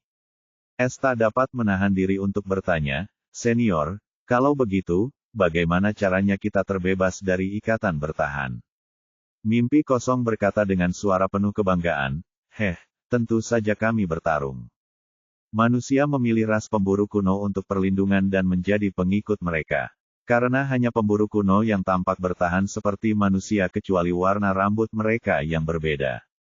Tubuh manusia cukup rapuh, dan kita juga tidak memiliki kemampuan apapun saat lahir. Namun, kita unik dari ras lain karena kita dapat bernalar dan memahami, dan tubuh atau jiwa kita dapat menjadi kuat jika kita memiliki teknik dan keterampilan. Selama puluhan tahun, manusia hidup dalam berpisah di bawah kekuasaan para pemburu kuno, tetapi baru pada saat itulah seorang pahlawan muncul dan mengubah seluruh jalan hidup ras kita. Namanya adalah Clavus, yang kemudian dikenal sebagai Humane Sage. Dalam catatan kuno, Humane Sage adalah manusia pertama yang menemukan potensi sejati tubuh manusia dan ia memiliki kemampuan pemahaman yang menakjubkan.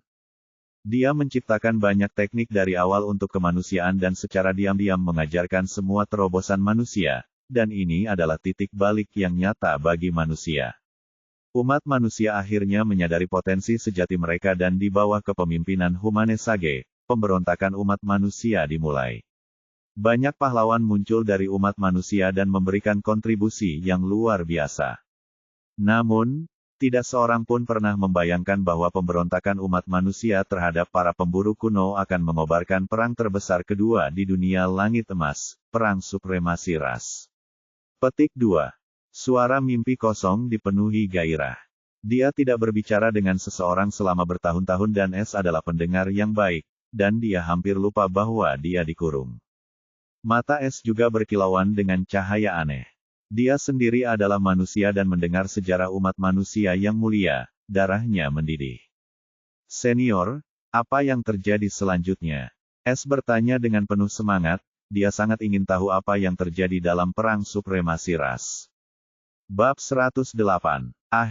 Batuk kering mimpi kosong terdengar saat ini setelah mendengar pertanyaan S seolah-olah dia malu.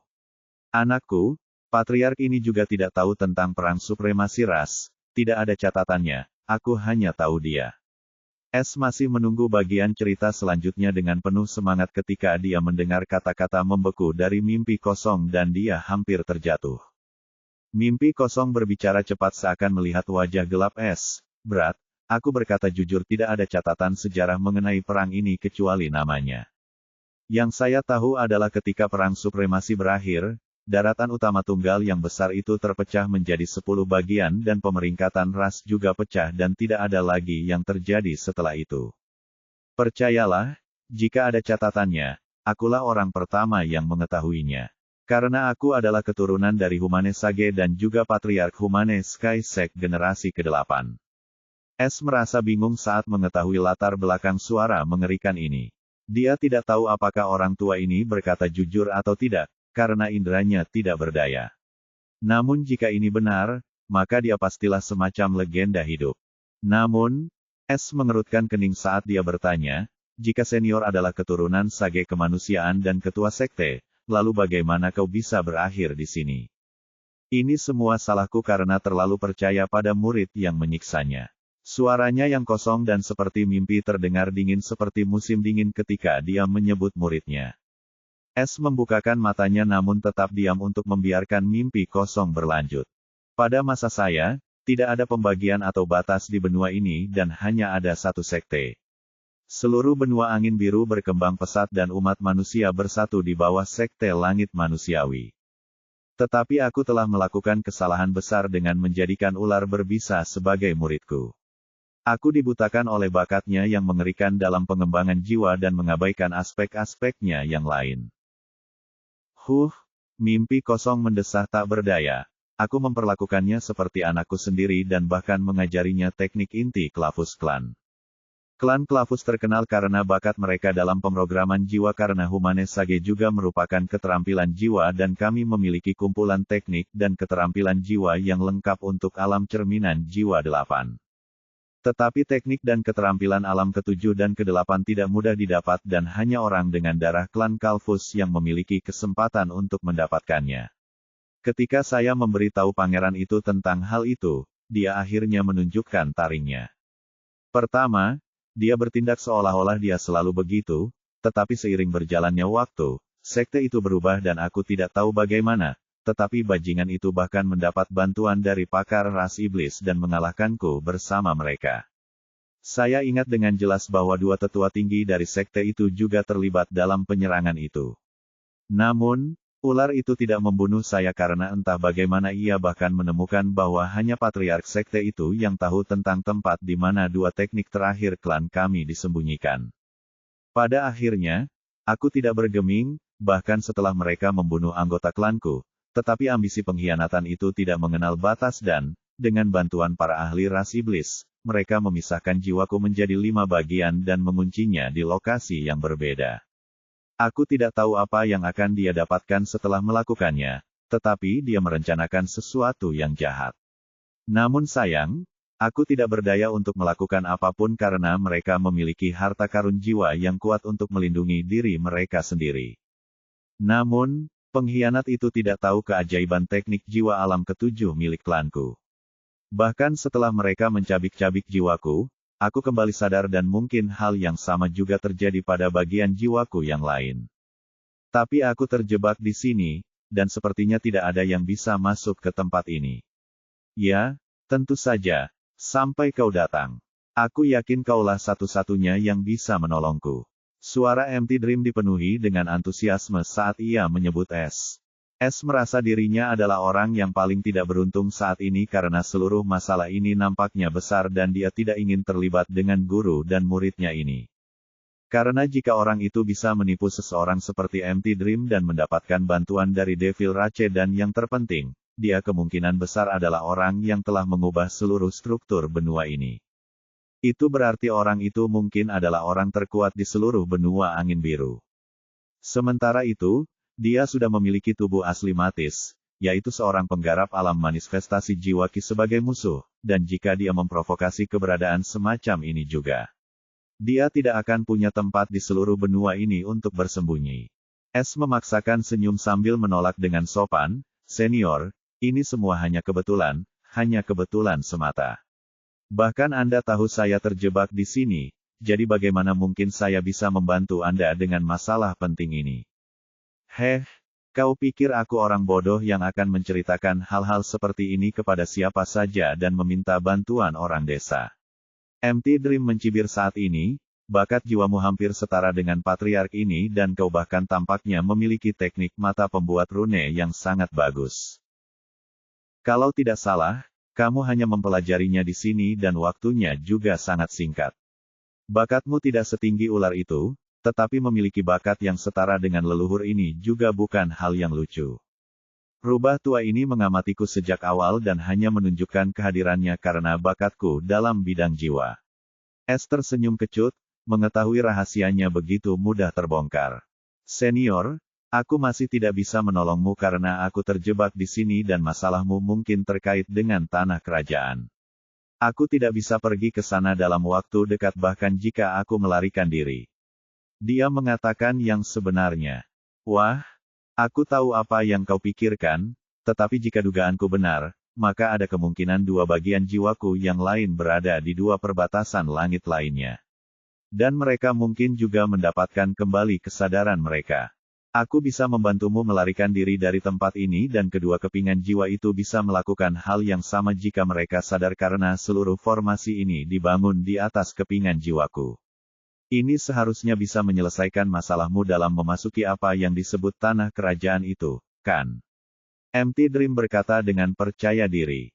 Mata S berbinar. Mendengar ucapan lelaki tua ini dapat membantunya meninggalkan tempat ini karena pesawatnya tidak memungkinkan, dan dia tidak ingin menghabiskan waktu lama di sini. Dia dapat mempelajari pembuatan rune, tetapi akan terlalu lambat, dan dia tidak dapat meningkatkan kekuatannya dengan cepat. Yang lebih penting, tujuan utamanya adalah tanah kerajaan.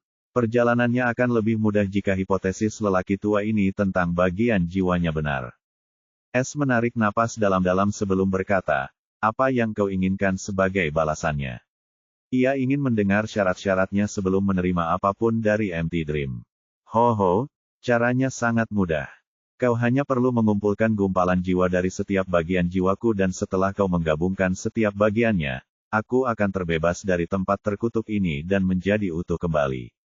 Jangan khawatir tentang hadiahnya. Setelah aku sembuh, aku akan mewariskan teknik dan keterampilan jiwa klanku kepadamu dan menjadikanmu patriark berikutnya dari Humanes Kaisek. Tapi kau harus sangat berhati-hati karena jika pengkhianat itu tahu tentang jiwaku yang sadar kembali, dia akan menjadi waspada dan menghapus kesadaranku. MT Dream memperingatkan seolah-olah S telah menerima tugasnya. S mengerutkan kening setelah mendengar syarat-syarat mimpi kosong dan hadiahnya yang menggiurkan. Sejujurnya, S tidak tergerak sedikit pun karena teknik dan keterampilannya sempurna dan dia hanya dapat mengolahnya karena ki surgawinya. Mengenai statusnya sebagai patriark muda, dia tidak ingin kehilangan kebebasannya. Jadi secara kolektif tidak ada yang dia inginkan dari mimpi kosong ini kecuali akses ke wilayah tingkat tinggi. Sederhananya, dia mendapatkan bagian yang paling sedikit. S berkata dengan wajah muram, "Senior, tapi aku tidak tahu di mana dua bagian jiwamu yang lain. Ini mungkin masalah terbesar dalam keseluruhan transaksi ini. Bahkan jika dia menemukan dua bagian MT Dream Soul lainnya, masih ada dua bagian yang hilang dan lokasinya tidak diketahui." Mimpi kosong berbicara seolah-olah dia juga sedang berpikir keras, "Kau benar tentang hal itu, tetapi kedua benda itu pasti ada di sekte atau tempat lain karena pengkhianat itu tidak bersembunyi di dekatmu. Itu berarti dia sedang mencari sesuatu. Kau hanya perlu menemukan tempat mencurigakan lainnya seperti perbatasan ini, tetapi kau harus berhati-hati agar tidak membuat bajingan itu waspada." S tersenyum pahit dan berkata, "Baiklah, tapi jika aku tidak dapat menemukan mereka, jangan membenciku." Dia tidak akan mencari mereka secara khusus, tetapi jika dia mendekat di tengah perjalanannya, dia tidak setuju mengulurkan tangan membantu hantu tua ini. Karena dia akan membantu melintasi perbatasan ini. Suara gembira mimpi kosong terdengar ketika dia mendengar S akhirnya setuju. "Nak, mari kita buat kontrak jiwa." Bab 109. S meringis setelah mendengar nama, Soul Contact, karena dia tidak tahu kontrak macam apa itu. Namun, nama jiwa bukanlah hal yang lucu. Senior, apa itu kontrak jiwa?" Tanyanya sambil berpikir. "Oh, hampir saja aku lupa, pengetahuanmu sangat dangkal." Egypt Dream menjelaskan seperti seorang tetua, kontrak jiwa seperti kontrak budak tetapi ada yang lebih kuat dan hampir tidak bisa dipatahkan. Namun, hal ini sangat berbeda dengan kontrak pelepasan karena dalam kontrak ini kedua belah pihak harus menyetujui persyaratan masing-masing sebelum menyelesaikannya. Namun, jangan khawatir, setelah persyaratan dipenuhi, kontrak jiwa akan berakhir pada saat itu juga. Namun, jika seseorang berani menentang ketentuan yang tertulis dalam kontrak jiwa, jiwanya akan hancur, yang berarti kematian seketika. Kontrak jiwa sangat berguna jika kamu tidak bisa mempercayai seseorang sepenuhnya. Nak, jangan dimasukkan ke hati, kamu tahu kesulitan patriark ini. Bukannya aku tidak percayamu, aku hanya tidak ingin mengambil risiko lagi dan aku tahu kamu juga sama. Kata Blank Dream. Alis S bertautan saat mendengar tujuan dari kontrak jiwa ini. Dia tidak bisa tidak setuju dengan pernyataan mimpi kosong tentang tidak percaya sepenuhnya, karena dia juga sama. Jika dia membentuk kontrak jiwa ini dengan Empyrean Dream, itu akan menjamin keselamatannya dan pengungkapan akan menjadi mustahil. Tentu saja, itu hanya akan terjadi sampai kontrak terpenuhi. S sempat berpikir apakah ia harus menggunakan mata penghancur jiwa itu dan menolak tawaran mimpi kosong, tapi sekarang setelah dipikir-pikir lagi, hantu tua ini ternyata terlalu cerdik. Karena dia jelas-jelas bilang kalau dia bisa membantunya lolos dari formasi itu, kalau begitu berarti dia juga bisa membunuh kalau dia mau dengan formasi itu. MT Dream tidak mengatakan apapun tentang mengendalikan formasi sepenuhnya dan hanya mengatakan dia dapat membantu melarikan diri.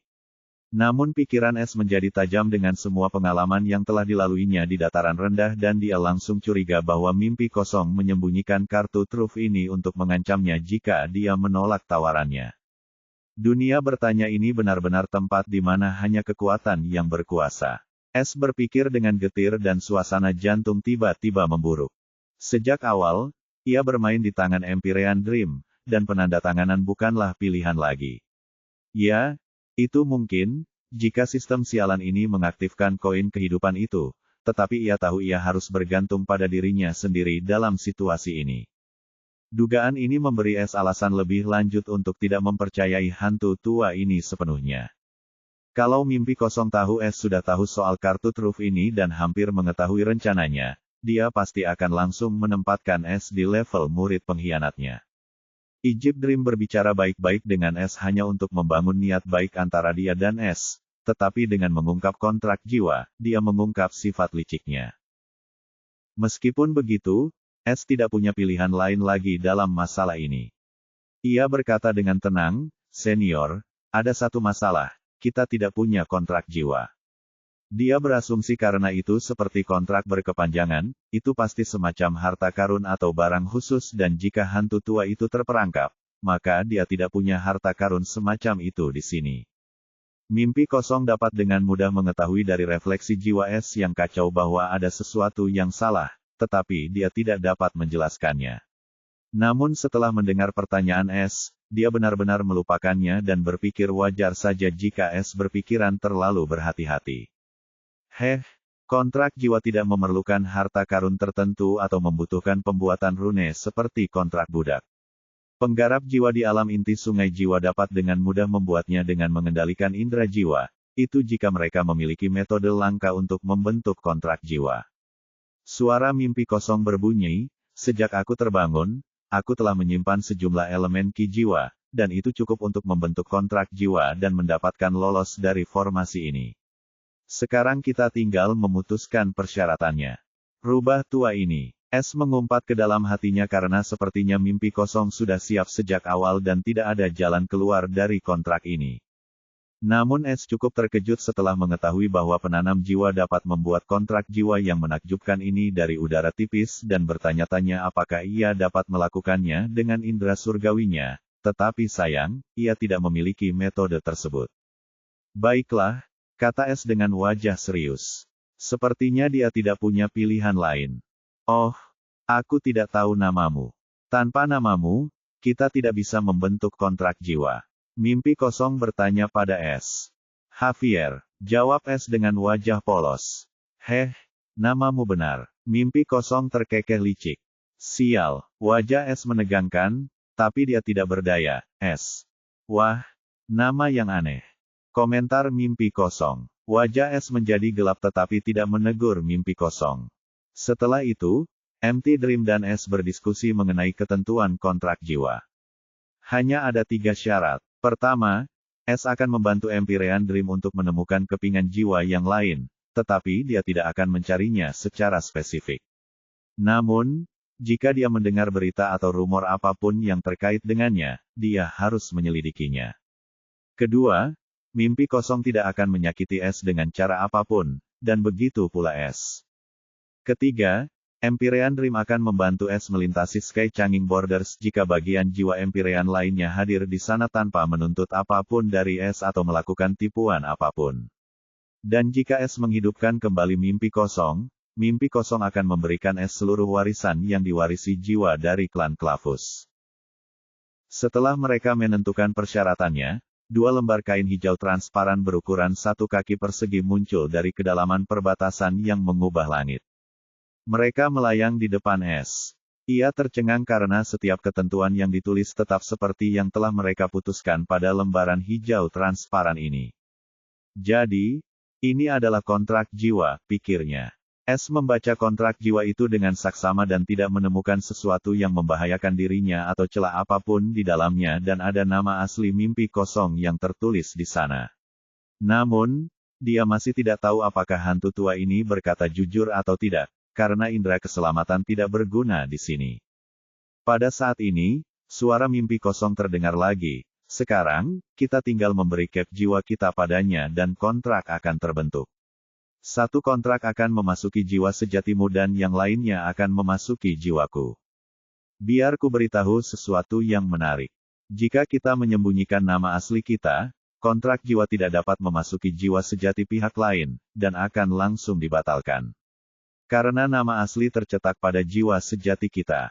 Saya tidak tahu bagaimana cara kerjanya, tetapi sebagian besar orang lanjut usia percaya hal ini ada ringkasan dengan panggilan pertama, yang berarti apapun yang dipanggil seseorang saat Anda lahir, itulah nama asli Anda, tetapi teori ini tidak akurat. Itu hanya berlaku pada manusia dan ras lemah lainnya, ras seperti iblis, setan, pemburu kuno, binatang kuno, memiliki nama asli mereka sejak lahir. Es tercengang karena tak pernah menyangka kalau nama yang sederhana padahal punya rahasia seperti itu. Bagaimana caranya mengotori? Aku akan memalsukan namaku hanya untuk membuat celah dalam kontrak. Wah, aku tidak bermaksud jahat padamu, dan kontrak ini sangat adil. Bagaimana kalau aku berbagi wawasanku tentang 9 tingkat pertama rune crafting? Anggap saja itu sebagai niat baikku. Suara mimpi kosong terdengar tertahan.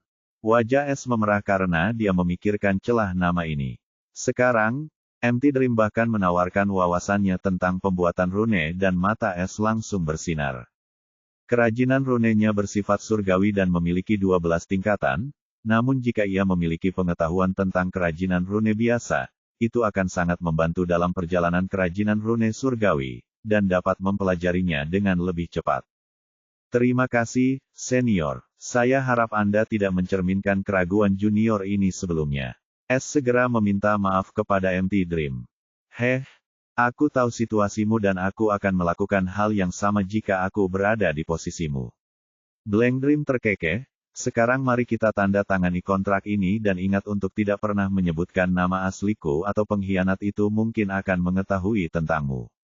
Soul Cultivator adalah makhluk yang sangat menakutkan dan memiliki banyak metode untuk menemukanmu hanya dengan nama yang sederhana. Es menelan ludah dan mengangguk setuju. Sekarang dia bahkan lebih waspada terhadap para pembudidaya jiwa setelah bertemu dengan mimpi kosong. Setelah perbincangan singkat dengan Empyrean Dream, Es menggunakan ki jiwa elemen cahayanya untuk menanamkan tanda jiwa pada kontrak dan ini juga merupakan semacam eksperimen untuk melihat apakah dia dapat menggunakan ki duniawi ini dalam kontrak jiwa.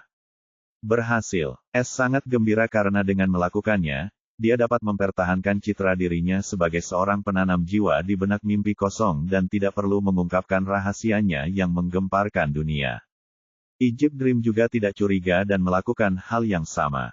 Es bahkan tidak mampu melihat hakikat ki dari mimpi kosong dan ini membuatnya agak kecewa karena itu berarti pembahasan dalam mereka terlalu besar.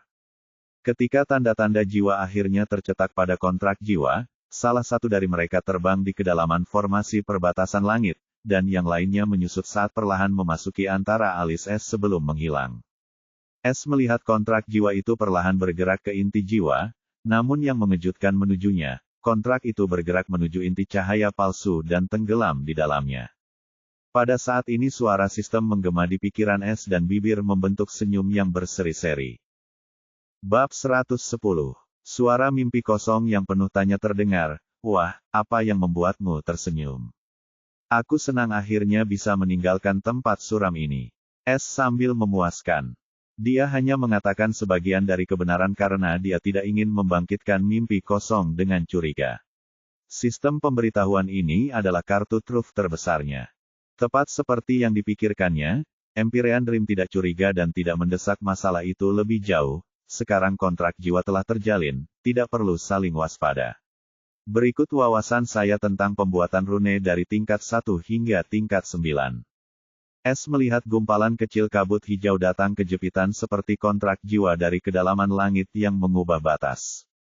Biarkan dia memasuki laut pengetahuanmu dan jangan melawan. Kata Blank Dream saat gumpalan itu perlahan memasuki tempat di antara kedua alis Es. Es tahu apa itu laut pengetahuan. Itu adalah bagian otaknya tempat semua ingatannya tersimpan. Dia merajuk karena jika mimpi kosong melakukan sesuatu dengan gumpalan itu, dia dapat dengan mudah melihat semua yang ada dalam ingatannya, termasuk keberadaan sistem. Gagasan ini muncul di benak Es karena penyelidikan psikologi bekerja terus-menerus seperti ini. Itu acak tetapi dapat mengingat seseorang dari lautan pengetahuan mereka tanpa harus memberi tahu mereka. Tentu saja, jika orang tersebut lebih lemah dari jiwanya sendiri, maka itu berhasil atau dia akan menderita serangan balik yang mengerikan. Jiwa kosong mimpi jauh lebih kuat daripada jiwanya sendiri, dan jika dia ingin melihat ingatan Es, maka dia bahkan tidak akan mengetahuinya. Es masih belum tahu berapa banyak lagi trik yang dimiliki Blank Dream dan tidak ingin mengambil risiko lagi, terutama dengan rahasia terbesarnya, sistem. Wawasan itu sangat menggodanya, tapi tidak sepenting keselamatannya. Ia akan menolak gumpalan kabut itu ketika ia mendengar suara sistem berdengung di pikirannya. Sama dengan. Sistem mendeteksi ingatan asing dan secercah indera jiwa asing. Apakah tuan rumah ingin menghilangkan rasa jiwa dan mengingat ingatan? Atau apakah tuan rumah ingin memberikan jiwa indera ini akses ke laut pengetahuannya? Sama dengan. Dia ingin melihat kenanganku dengan menggunakan indera jiwa. Ini juga menunjukkan sifat liciknya yang sebenarnya. Rasa dingin langsung muncul di kedalaman mata es. Sistem, bisakah kamu menghapusnya tanpa memberitahu pemilik indera jiwa ini? Ia tak mau memberitahu hantu tua itu, karena kalau mimpi kosong tahu kalau es bisa menemukan dan bahkan mencabut jiwa orang lain, maka ia akan waspada pada es dan bisa saja melakukan hal yang lebih dahsyat lagi. Mereka tidak dapat saling menyakiti karena kontrak jiwa, tetapi ada cara lain dan es masih berada di dalam formasi terkutuk ini. Jika mimpi kosong menariknya ke sini, ini tidak berarti dia menyakitinya. Itu pula yang menjadi alasan untuk berani bermain kosong mimpi karena dia tidak melanggar satu pun ketentuan kontrak jiwa dengan melihat ingatan es. Ya, sistem ini bisa melakukannya dengan 50 TP. Pemilik indera jiwa ini tidak akan menderita serangan balik atau mengetahuinya. Lakukan saja, es menyampaikannya tanpa berpikir dua kali. Seketika banyak kenangan bermunculan di otaknya atau lautan pengetahuan dan semuanya tentang pembuatan rune. Es tidak sempat menelusurinya karena suara mimpi kosong terdengar saat itu. Mengapa kamu tidak membuka lautan pengetahuanmu? Apa kamu masih ragu? Senior, aku sudah melakukannya. Dan terima kasih atas hadiahmu yang baik. Wawasan ini sangat berharga, kata es sambil tersenyum sambil mengejek dalam hatinya.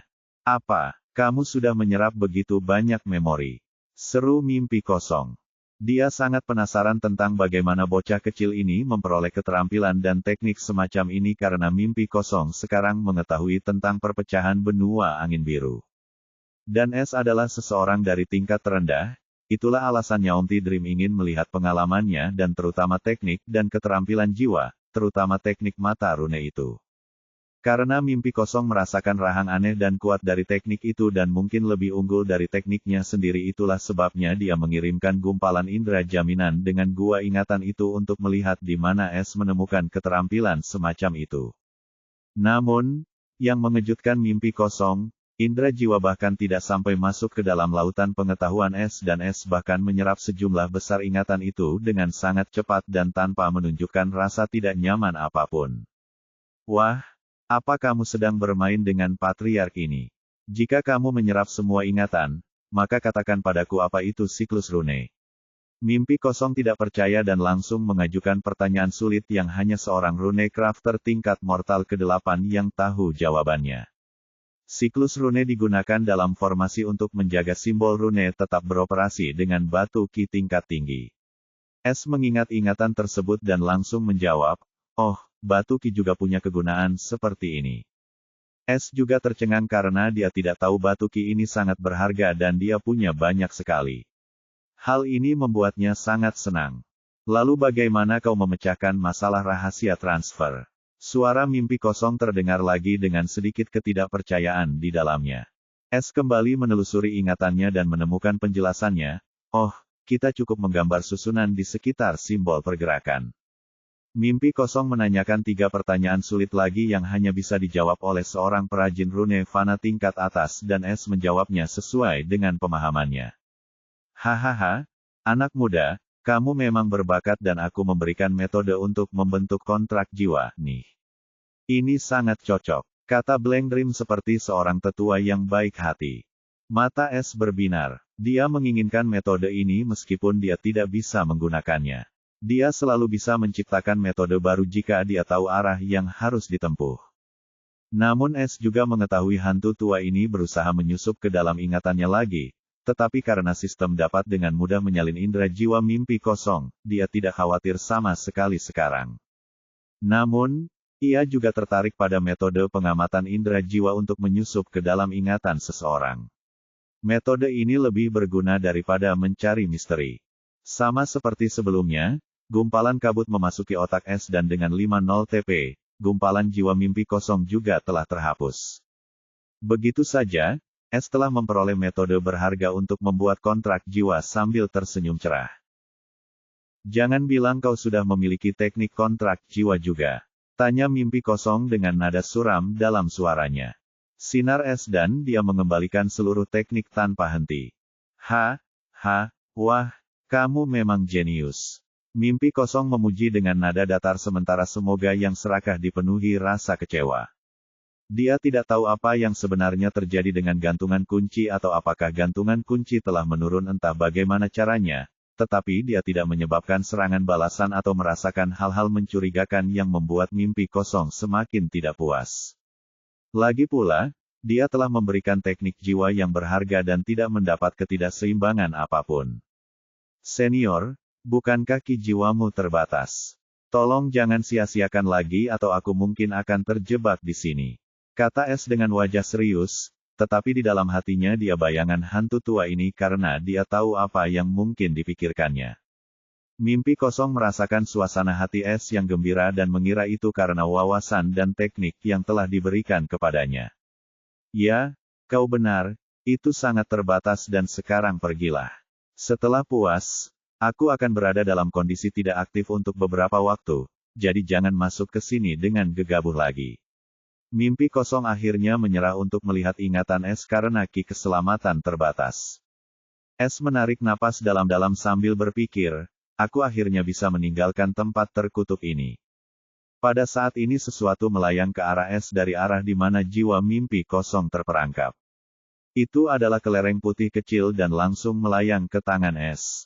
S mengambil kelereng ini dan memeriksanya. Kelereng ini seperti kristal transparan yang di dalamnya terisi zat seperti asap susu. Ini adalah secercah jiwaku, jika kau menemukan 4 lagi, aku akan hidup kembali.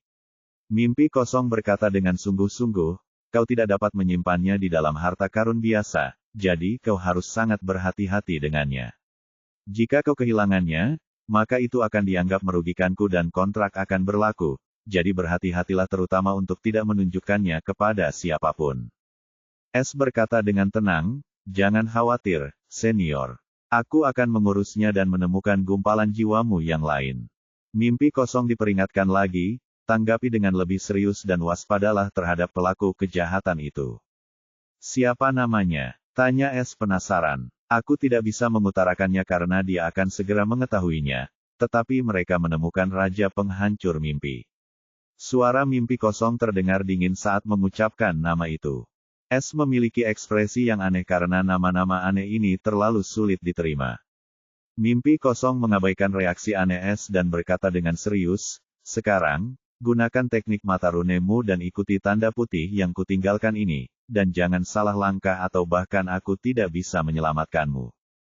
S segera melakukan apa yang dikatakan mimpi kosong.